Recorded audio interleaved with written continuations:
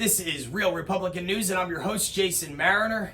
Yesterday was a big day and a big night for America. All eyes were on the Peach State as President Trump campaigned there, showing his support for Senators Kelly Loeffler and David Perdue, two true American patriots in a race against two absolute extreme leftist opponents. We cannot let this race be lost. Georgians need to get out there and vote red and show America that Georgia is not a blue state. Georgia's a red, loud, proud Republican state that we all know it is. We all know that Georgians aren't going to vote for a guy that's preached from the pulpit, that you can't serve in the U.S. military and also serve God. It's a stupid thing to say in a state like Georgia. I'll be surprised if you win.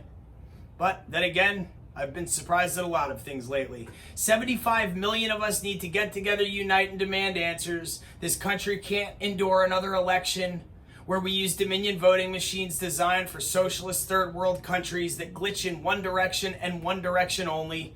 We can't have ballots, thousands of ballots turn up in boxes only containing one person's name and it be the same name 1,000 times. It's statistically impossible. If you take the numbers from this last presidential election and compare and weigh them against any other numbers from any other presidential election in U.S. history, you'll see very quickly that there's statistical anomalies that simply do not add up. None of these cases brought forth in any courts, including the Supreme Court, have been thrown out because of lack of evidence. They have been thrown out on technicalities. Now let me tell you this, technicality is a euphemism in legalese for loophole in the law where the bad guy gets away with his BS. That's essentially what happened, and we need to know why it's occurring.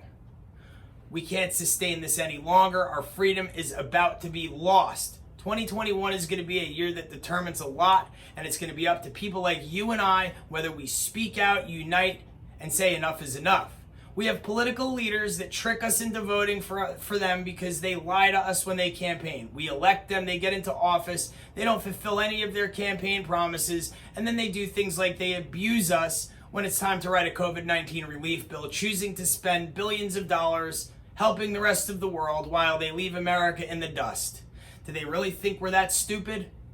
During the last presidential election 4 years ago, they were screaming fraud.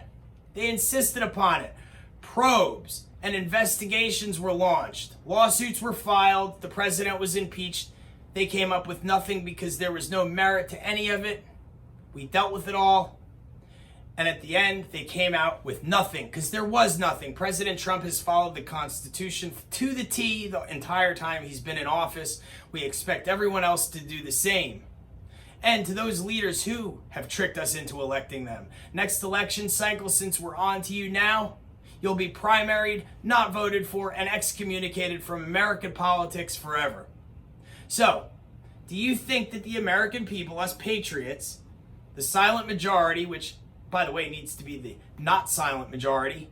Do you think we're going to just roll over and take it like you're suggesting after what we've been through over the past 4 years?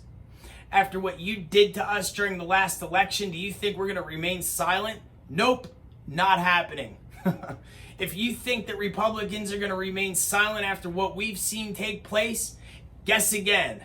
Americans are stronger, more resilient, and fierce than you think, and you've severely underestimated the greatest people on the face of this earth. Americans will fight back. We will take back this country. We will not let you have it. We will not surrender. Give us liberty or death.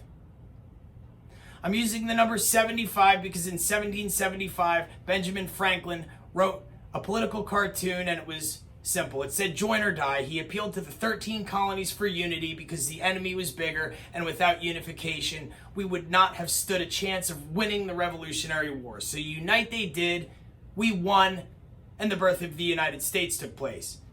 I'm calling on Americans to unite again and fight against tyranny, fight against oppression, fight against censorship, fight against voter fraud and electoral theft.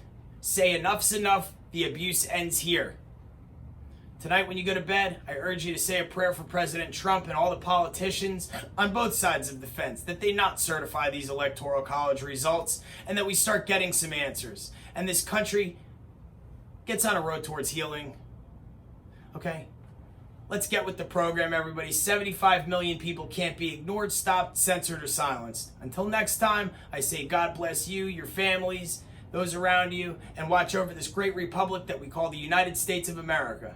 My name is Jason Mariner. I thank you for listening. And remember, the first step towards unity is hitting the like, share, and subscribe button, because when you do that, more people hear the message. End of story. Be well, everyone.